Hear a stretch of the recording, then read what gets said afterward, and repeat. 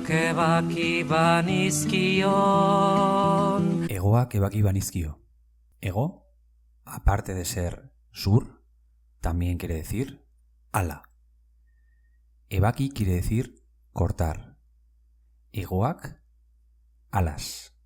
Egoak ebaki dizkiot, le he cortado las alas.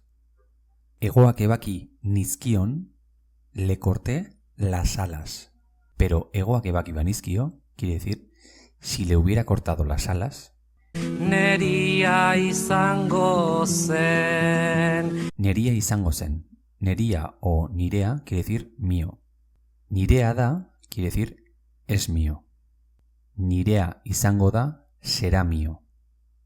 Pero nirea izango zen habría sido mío. Así que egoak ebaki banizkio nirea izango zen, si le hubiera cortado las alas habría sido mío. Ez zuen alde egingo.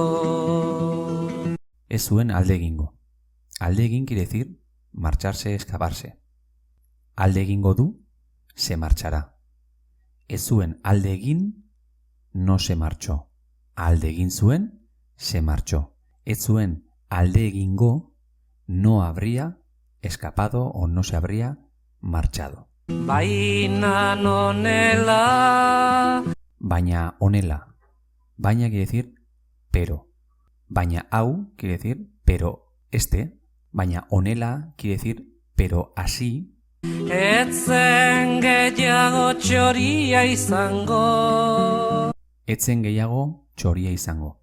Txoria da quiere decir es pájaro. Txoria izango da será un pájaro. Gehiago quiere decir más.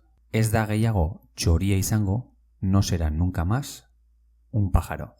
Pero ezen gehiago txoria izango, nunca más sería un pájaro. O habría dejado de ser pájaro. Eta nik txoria nuen maite. Eta nik txoria nuen maite. Eta nik y yo, txoria, el pájaro. Maite es querer. Maite dut, quiero. Maite nuen, quería o amaba.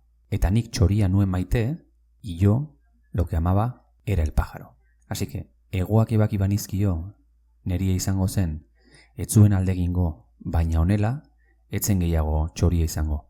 Eta nik txoria nuen maite. Si le hubiera cortado las alas, habría sido mío. No habría escapado. Pero así, habría dejado de ser pájaro. Y yo, lo que amaba, era el pájaro. Eta besterik ez, bideoa gustuko izan baduzu, eman like bat, arpidetu eta elkarbanatu. Ondo izan eta agur.